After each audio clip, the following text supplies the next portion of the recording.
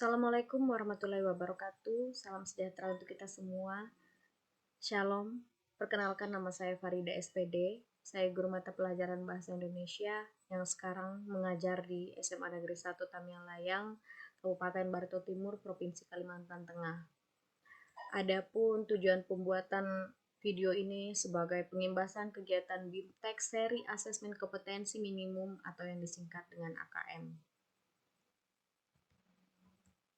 Adapun latar belakang pembuatan video ini adalah kebijakan yang terkait penerapan asesmen nasional yang telah disampaikan oleh Menteri Pendidikan dan Kebudayaan Bapak Nadiem Makarim melalui akun YouTube-nya, yaitu https://youtube.maadki.bghcgki. Dalam ulasan yang disampaikan oleh Bapak Nadiem, memberikan motivasi kepada guru-guru agar tidak memiliki keraguan dalam menerapkan AKM pada proses pembelajaran di tahun 2021. Kemudian latar belakang yang kedua, keberhasilan dalam asesmen ini merupakan keberhasilan sistem pendidikan yang lebih difokuskan pada pencapaian kompetensi siswa yang meliputi pengetahuan, keterampilan, dan sikap, terlebih pada era transformasi pendidikan abad ke-21. Tentunya kita tahu bahwa sejak dulu sebagai guru, kita telah memberikan penilaian seputar pengetahuan, keterampilan, dan juga sikap kepada siswa. Namun semakin berkembangnya zaman, semakin tingginya perkembangan teknologi dan informasi yang ada di dunia, maka diharapkan melalui asesmen inilah siswa memiliki kecakapan belajar dan berinovasi, kecakapan menggunakan teknologi informasi, kecakapan hidup untuk bekerja dan berkontribusi pada masyarakat dalam kontekstual atau kehidupan sehari-hari. Selanjutnya, pertanyaan, bagaimana cara mengukur kompetensi tersebut? Jawabannya adalah menggunakan asesmen nasional. Asesmen nasional diberlakukan sebagai alat ukur untuk mengetahui ketercapaian kompetensi yang dikuasai siswa. Untuk gambarannya, kalau ujian nasional memotret hasil belajar pada kognitif siswa saja, tetapi kalau melalui asesmen nasional, potret yang muncul adalah dari segi sosial emosional, yakni sikap, nilai, keyakinan, serta perilaku yang dapat memprediksi tindakan dan kinerja siswa di berbagai konteks yang relevan, selain penilaian kognitif siswa itu sendiri. Kemudian selain tuntutan kecakapan abad 21, profil pelajar Pancasila juga menjadi rujukan pencapaian karakter bagi seluruh siswa di Indonesia. Bahkan profil pelajar Pancasila ini sudah merangkum serangkaian kecakapan hidup abad 21. Di dalam profil pelajar Pancasila, kiranya siswa memiliki keimanan, ketakwaan kepada Tuhan Yang Maha Esa dan berakhlak mulia. Siswa mandiri dalam melaksanakan tugasnya, bernalar kritis, kreatif dengan inovasinya, bergotong royong dan bekerja sama dengan sesama meskipun memiliki kebinekaan yang global. Artinya di Indonesia ini berbagai macam suku bangsa mampu bersatu dengan profil pelajar Pancasila. Selanjutnya, dalam kompetensi siswa, ada kecakapan hidup abad 21 yang terikat dengan profil pelajar Pancasila dan terukur melalui asesmen nasional, di mana ada tiga indikator yang akan kita bahas. Yang pertama yaitu asesmen kompetensi minimal atau AKM, survei karakter, dan survei lingkungan belajar. Di mana asesmen kompetensi itu mengukur kompetensi berdasarkan literasi membaca dan numerasi siswa, survei karakter yang mengukur sikap, nilai, keyakinan, dan kebiasaan yang mencerminkan karakter siswa, survei lingkungan belajar yang mengukur kualitas berbagai aspek input dan proses belajar mengajar di kelas maupun di tingkat sekolah. Selanjutnya, tujuan dan manfaat asesmen nasional. Perubahan sistem evaluasi dari ujian nasional ke asesmen nasional merupakan upaya untuk memperbaiki kualitas pendidikan secara menyeluruh. Apabila sebelumnya ujian nasional itu hanya untuk menilai individu pada mata pelajaran tertentu, kalau asesmen nasional dia ingin memperbaiki kualitas seluruh satuan pendidikan. Nah, asesmen nasional dirancang untuk menghasilkan informasi akurat untuk memperbaiki kualitas belajar mengajar, yang pada gilirannya akan meningkatkan hasil belajar siswa. Jadi, mata pelajaran yang untuk dinilai itu tidak hanya untuk satu mapel saja dan mapel tertentu, melainkan mapel-mapel yang dipelajari oleh siswa itu memiliki keterkaitan dan imbas kepada kehidupan sehari-harinya. Asesmen nasional menghasilkan informasi untuk memantau perkembangan mutu dari waktu ke waktu, kesenjangan antar bagian di dalam sistem pendidikan, misalnya di satuan pendidikan, antar kelompok sosial ekonomi, di satuan wilayah antar sekolah negeri dan swasta, antar daerah, ataupun antar kelompok berdasarkan atribut tertentu. Di sini asesmen nasional tidak mencari kekurangan, melainkan untuk memperbaharui hal-hal yang perlu diperbaharui. Dan asesmen nasional justru mencari keunggulan apa yang ada di dalam satuan pendidikan tersebut. Asesmen nasional bertujuan untuk menunjukkan apa yang seharusnya menjadi tujuan utama sekolah, yakni pengembangan kompetensi dan karakter siswa. Asesmen nasional juga memberi gambaran tentang karakteristik esensial sebuah sekolah yang efektif untuk mencapai tujuan mendorong sekolah dan dinas pendidikan untuk memfokuskan sumber daya pada perbaikan mutu pelajaran. Asesmen nasional sendiri diharapkan mampu memberikan manfaat, bukan sekedar nilai belaka. Pada tahun 2021, Mendikbud telah menyatakan bahwa hasil asesmen nasional dimaksudkan sebagai peta awal mutu sistem pendidikan secara nasional. Jadi peta itulah yang nanti akan menjadi gambaran yang akan dikembangkan. Asesmen nasional tidak akan digunakan untuk mengevaluasi kinerja sekolah maupun daerah, melainkan untuk mengembangkan dan meningkatkan mutu kinerja sekolah maupun daerah. Selanjutnya, perbandingan asesmen nasional dengan ujian nasional. Oke, ada kriteria pembanding. Dari tujuan pelaksanaannya saja sudah berbeda ya. Kalau asesmen nasional yang dievaluasi mutu terkait sistem satuan pendidikannya. Sedangkan ujian nasional, hasil yang diperoleh adalah hasil belajar murid secara individu. Pada jenjang penilaian, asesmen nasional dia menilai SD, MI, SMP, MTS, SMA, MA, SMK, program kesetaraan jenjang dasar dan menengah. Sedangkan ujian nasional, dia hanya menilai SMP, MTS, SMA, MA, dan SMK. Kalau SD, dia tidak ada ya. Nah, kemudian level siswa. Level siswa pada asesmen nasional adalah sampel dari kelas 5, 8, dan 11.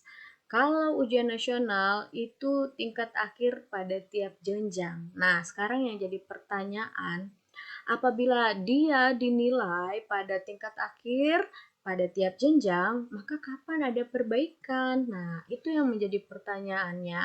Nah, apabila asesmen nasional dilaksanakan di kelas 5, 8, dan 11, maka masih ada waktu kita bersama-sama untuk mendorong lagi apa hal-hal yang perlu ditingkatkan untuk meningkatkan mutu pendidikan di satuan pendidikan. Model soalnya, subjek siswanya, kalau asesmen nasional itu survei, siswa yang dipilih itu secara acak yang mengikuti tes AN-nya ya. Nah, sedangkan ujian nasional, semua siswa mengikuti ujian nasional. Model soalnya pun berbeda. Kalau asesmen nasional beragam. Ada PG, PGK menjodohkan isian singkat dan uraian, sedangkan ujian nasional hanya PG dan esai saja. Sasaran penilaian pun pada asesmen nasional yang lebih mengedepankan kompetensi itu tadi, dia ada kompetensi literasi, numerasi, dan karakter serta kualitas dan iklim satuan pendidikan yang mendukung pembelajaran di satuan pendidikan tertentu. Kemudian ujian nasional, penguasaannya terhadap mata pelajaran saja, jadi kompetensinya tidak begitu tampak. Metode penilaiannya pun berbeda. Jikalau asesmen nasional itu computerized multi-stack adaptive testing. Jadi di sini yang berbasis komputernya melihat soal-soal yang ditampilkan itu melihat dari kemampuan siswanya. Nah, jadi kemampuan siswa kan berbeda-beda ya. Jadi soal-soal yang ditampilkan itu sesuai dengan kemampuan siswanya. Nah, sedangkan ujian nasional uh, tidak ada perbedaan untuk siswa yang melaksanakan ujian, tetap saja semuanya sama soalnya, tidak mendefinisikan kemampuan siswanya. Selanjutnya, komponen AKM literasi membaca. Nah, pada komponen AKM literasi membaca ini ada kategori konten di mana siswa pada dasarnya memiliki kemampuan untuk mengenal teks informasi dan teks fiksi. Teks informasi ini berupa fakta dan data-data yang akurat ya, atau informasi yang akurat. Sedangkan teks fiksi yang bisa dibaca oleh siswa itu dia bertujuan untuk memberikan pengalaman dan mendapatkan hiburan seperti novel-novel, cerita-cerita pendek. Nah, itu dia. Kemudian pada uh, proses kognitif, siswa menemukan informasi terlebih dahulu dengan mengakses bahan-bahan yang ia temukan. Setelah dia mendapatkan informasi, maka siswa menginterpretasi dan mengintegrasikannya. Jadi dari pemahaman siswa tersebutlah siswa akan berpikir kritis. Lalu muncul evaluasi dan refleksi dengan menilai kredibilitas pemahaman siswa terhadap teks yang telah dibaca oleh siswa. Secara konteks, literasi membaca itu bermanfaat secara personal ya. Jadi untuk kepentingan dirinya sendiri bisa. Kemudian sosial budaya, kepentingan dirinya dan juga antar individu, budaya dan juga masyarakat.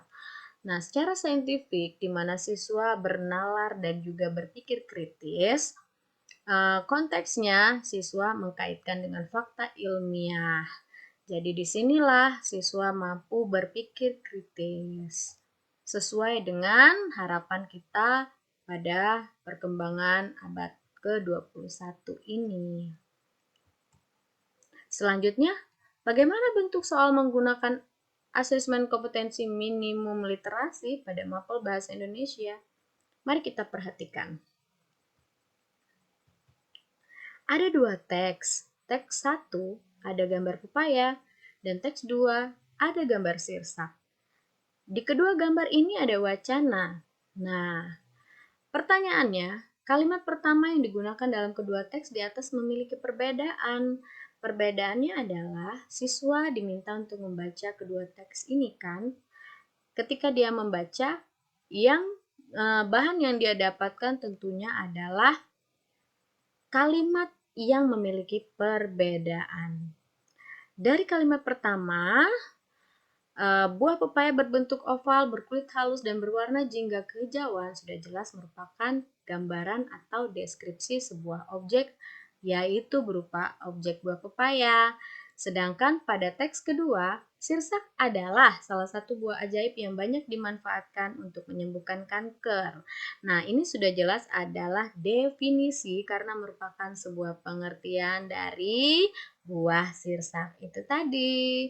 Jadi jawabannya sudah jelas. Kalimat pertama pada teks 1 merupakan kalimat deskripsi, sedangkan pada teks kedua berupa kalimat definisi.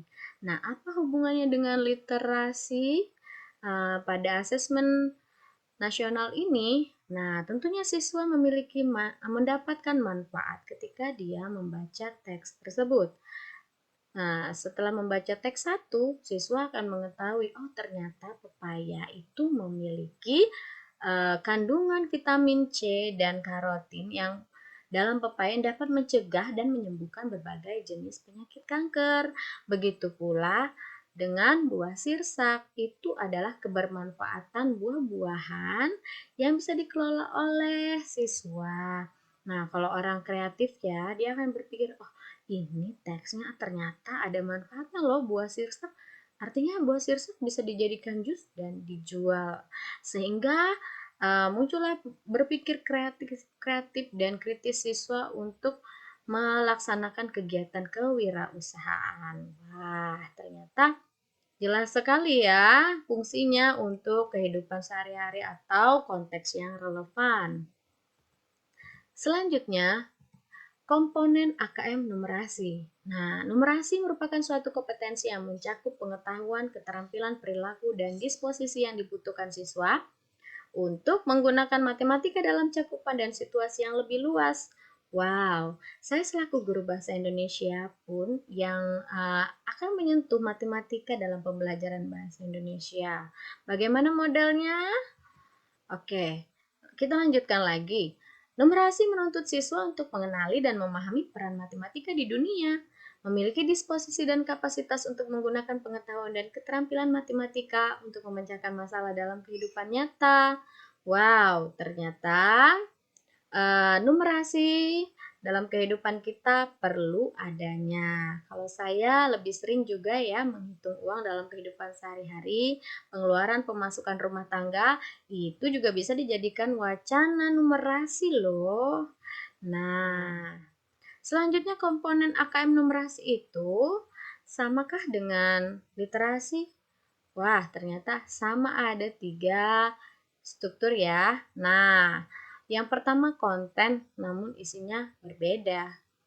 Kalau tadi yang literasi itu merupakan teks informasi dan teks fiksi, sedangkan numerasi ini kontennya bilangan, pengukuran dan geometri, data dan ketidakpastian, dan aljabar. Wah, ternyata gurunya juga wajib mempelajari hal ini ya. Kemudian ada proses kognitif, hampir sama dengan literasi di mana adanya pemahaman. Namun sebelum adanya pemahaman pada literasi tadi, kita mencari informasi terlebih dahulu. Kurang lebih sama seperti numerasi bahwa adanya pemahaman memahami fakta, prosedur, serta alat matematika yang digunakan. Setelah itu baru melakukan penerapan. Nah, di dalam penerapan ada konsep matematika dalam situasi nyata yang bersifat rutin. Kemudian ada penalaran, bernalar dengan konsep matematika untuk menyelesaikan masalah. Nah, di akhir ada konteks, di mana konteks ini berhubungan dengan personal dirinya sendiri dan sosial budaya dan saintifiknya. Sama halnya dengan komponen AKM yang ada pada literasi. Kedua komponen AKM literasi dan numerasi itu pada intinya bermanfaat dalam kehidupan kontekstual yang relevan dari siswa itu sendiri. Selanjutnya, contoh soal numerasi pada mapel bahasa Indonesia.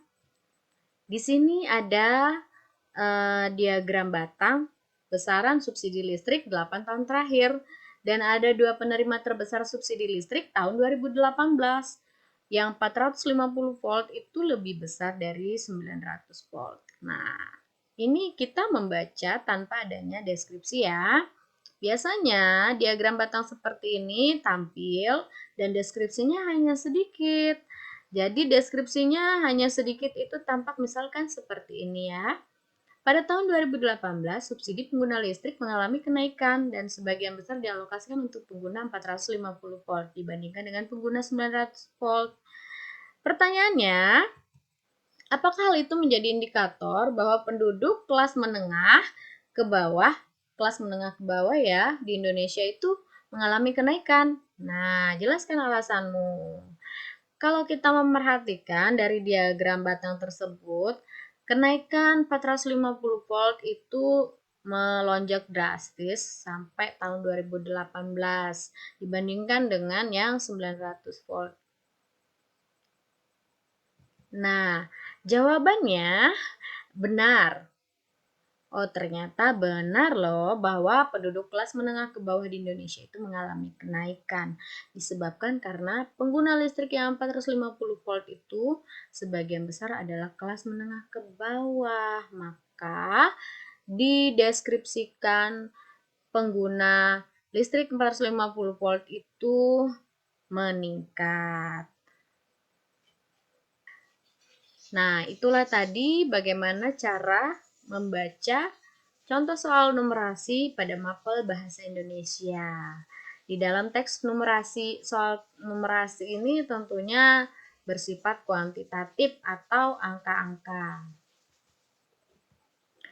Selanjutnya mengidentifikasi 4 kategori tingkat penguasaan kompetensi. Wah, ternyata siswa-siswa kita memiliki 4 kategori tingkat penguasaan kompetensi ya. Tahap lanjutan setelah pelaksanaan asesmen ini adalah tahapan pelaporan hasil asesmen.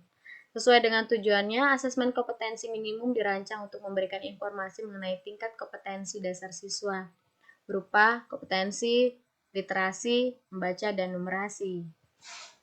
Dari laporan hasil asesmen kompetensi tersebut, satuan pendidikan dapat melihat tingkat penguasaan kompetensi siswanya, penguasaan kompetensi literasi membaca, dan numerasi siswa yang dikategorikan dalam 4 tingkatan.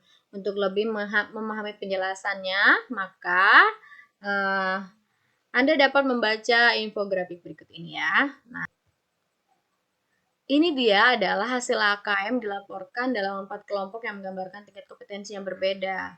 Apabila dia menilai literasi, maka kategori siswa yang perlu intervensi khusus, siswa atau murid tersebut dia belum mampu menemukan dan mengambil informasi eksplisit yang ada dalam teks maupun interpretasi sederhana maupun membuat interpretasi sederhana.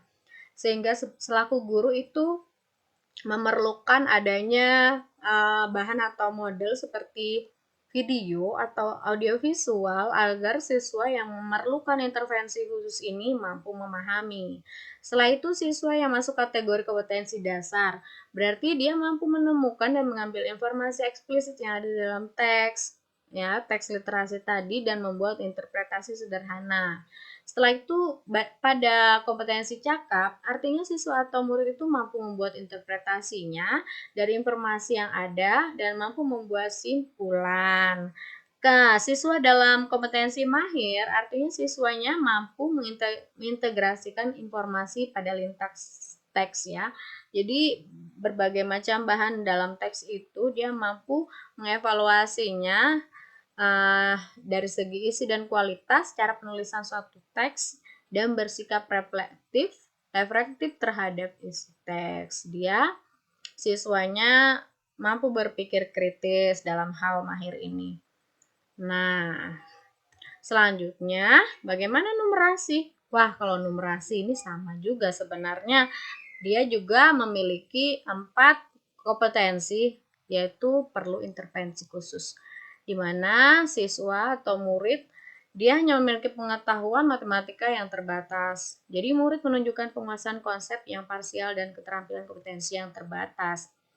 Pada kompetensi dasar, murid atau siswanya memiliki keterampilan dasar matematika, komputasi dasar dalam bentuk persamaan langsung, konsep dasar terkait geometri dan statistika, serta menyelesaikan masalah matematika sederhana yang rutin.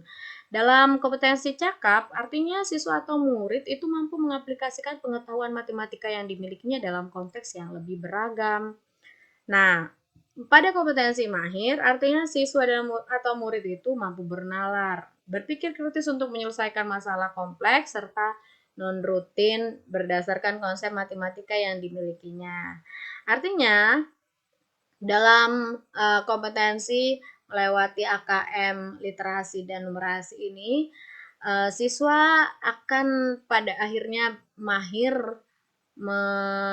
mengkaitkan, mengkolaborasikan pembelajaran itu dalam kehidupan konteks yang relevan atau dalam kehidupannya sehari-hari. Nah, laporan hasil asesmen kompetensi minimum yang menunjukkan kategori kompetensi dasar sekolah perlu ditindaklanjuti dengan perubahan strategi pembelajaran. Oleh sebab itu, satuan pendidikan diperlukan penilaian agar mengetahui apa hal yang perlu diperbaiki. Nah, sejalan dengan tujuan asesmen nasional untuk mencapai kompetensi siswa dan peningkatan mutu pendidikan, maka praktik pembelajaran pun sedikit demi sedikit perlu berubah dari pembelajaran yang berbasis konten menuju pembelajaran yang berbasis kompetensi. Diperlukan asesmen nasional agar kita mengetahui kompetensi siswa. Jadi setelah kita mengetahui kompetensi siswa mana, itulah yang perlu ditonjolkan dari siswa tersebut. Seorang guru atau satuan pendidikan tidak bisa memaksakan siswa pada kompetensi tertentu apabila dia tidak memiliki kompetensi itu. Namun kompetensi itu dapat dimunculkan dengan berbagai macam pendekatan. Sehingga siswa mampu dan mengerti bagaimana cara mengaplikasikan kompetensi yang dia miliki dalam kehidupan nyata. Kompetensi diartikan sebagai kemampuan untuk melakukan sesuatu dengan baik, misalnya mampu melakukan tugas atau pekerjaan secara efektif. Kompetensi juga mencakup pengetahuan dan keterampilan yang dibutuhkan untuk menyelesaikan soal atau bahkan keterampilan yang jauh lebih besar dan lebih beragam. Misalnya, memimpin organisasi. Nah,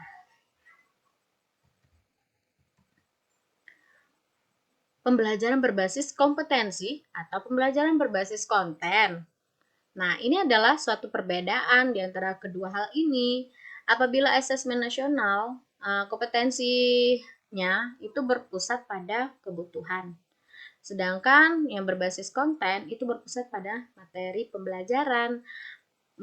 Kalau belajar untuk pemahaman konsep dan keterampilan itu sudah jelas pada kompetensi, yang berbasis kompetensi. Sedangkan pada konten dia belajar untuk cakupan materi saja. Kalau yang berbasis kompetensi, dia menunjukkan kinerja dengan menerapkan konsep. Sedangkan kalau berbasis konten, dia menjawab serangkaian pertanyaan tes berdasarkan topik. Pada pembelajaran berbasis kompetensi, pembelajaran terkait dengan konteks kehidupan nyata siswa. Nah, sedangkan yang berbasis konten, dia pembelajarannya kurang atau tidak terkait dengan konteks kehidupan nyata siswa. Yang penting, siswa ini sudah lolos menjawab soal ini pada mapel tertentu, seperti itu. Sedangkan kalau yang berbasis kompetensi, pengetahuan siswa dikaitkan dengan kehidupan nyatanya sehingga di sana tampak sekali sikap sosialnya dan juga psikomotor anak. Yang terakhir, pembelajaran berbasis kompetensi, orientasi pada proses dan penguasaan kompetensinya. Jadi akan tampak sekali proses siswa ini bagaimana perkembangannya dari yang tidak bisa menjadi bisa. Kalau yang berbasis konten, dia hanya orientasi pada nilai akhir saja. Guru diharapkan menyesuaikan pembelajarannya sesuai tingkat kompetensi murid. Wah, itu sudah sangat jelas pada asesmen nasional ini. Ketika murid di tingkat perlu intervensi khusus, maka guru tidak bertumpu pada materi bacaan itu saja. Tetapi dia memberikan bahan ajarnya seperti audio atau video ya. Nah, pada tingkat dasar murid ini diberikan sumber belajar pendamping dalam bentuk catatan singkat agar siswa atau muridnya memahami secara utuh. Nah, pada tahapan cakap, guru dapat memberikan dorongan kepada siswa atau murid tersebut pada pembelajaran identifikasi kondisi lingkungan murid sehingga mengkaitkan proses pembelajarannya pada fungsi dan manfaat cerita fiksi yang sedang dipelajari. Ini misalkan dia literasi ya. Sedangkan murid di tingkat mahir, artinya gurunya dapat melakukan pembelajarannya berupa menyusun beragam strategi pemanfaatan teks fiksi yang disajikan seandainya itu literasi. Selanjutnya, apa itu segitiga belajar? Antara kurikulum, asesmen, dan pembelajaran memiliki keterikatan dan keterkaitan yang sangat erat, di mana peran pertama dan utama asesmen harus dilihat sebagai bagian dari proses pembelajaran yang utuh. Kerangka yang sering digunakan adalah segitiga belajar yang mengkaitkan antara asesmen, kurikulum, dan pembelajaran. Dalam segitiga belajar, maka makna masing-masing segi adalah sebagai berikut ya. Jika kurikulum itu adalah seperangkat kompetensi yang penting dikuasai murid dengan menggunakan cara belajar dan asesmen tertentu. Pengembangan kurikulum selain mengacu pada tantangan dunia nyata, hendaknya mengacu pada hasil asesmen dan refleksi praktik pembelajaran. Pada pembelajaran, Serangkaian aktivitas yang dirancang dan dilakukan di ruang kelas itu berdasar kompetensi awal murid yang diketahui dari hasil asesmen. Dan untuk mencapai sasaran kompetensi yang ditetapkan dalam kurikulumnya nanti. Pada tahapan asesmen, proses pengumpulan, penganalisisan, dan pelaporan sejumlah informasi yang terkait pencapaian kondisi murid dan penguasaan suatu kompetensi tertentu. Jadi, yang pertama ada asesmen diagnosis, di mana asesmen di awal untuk merancang strategi pembelajarannya. Yang kedua ada asesmen formatif, asesmen sepanjang proses pembelajaran, melakukan perbaikan dan penyesuaian pembelajarannya. Dan yang terakhir adalah asesmen sumatif, di mana asesmen ini dilaksanakan di akhir untuk menentukan level penguasaan kompetensi murid. Sehingga setelah tahapan asesmen ini dilaksanakan, barulah nanti akan ada hasil dari simpulan penguasaan kompetensi siswa yang ada di satuan pendidikan tertentu atau di satuan pendidikan tersebut. Demikianlah tadi pemaparan saya mengenai seri asesmen nasional, khususnya asesmen kompetensi minimum yang telah saya pelajari pada diklat kali ini. Semoga bermanfaat bagi orang banyak, bagi pembaca dan juga penyimak. Dan juga saya harapkan semoga program dari pemerintah tentang asesmen nasional mampu meningkatkan mutu pembelajaran di seluruh Indonesia pada satuan pendidikan. Moto dari saya, menjadi siswa yang sukses tidak berarti harus menjadi orang kaya, tetapi siswa yang sukses mampu menggapai cita-cita, bermanfaat bagi orang banyak, dan dapat membanggakan kedua orang tua. Saya ucapkan terima kasih kepada Kemendikbud yang telah memfasilitasi dan memberikan motivasi kepada seluruh guru yang ada di Indonesia. Semoga apa yang saya sampaikan dapat bermanfaat, dan saya mohon maaf apabila ada salah kata. Wassalamualaikum warahmatullahi wabarakatuh.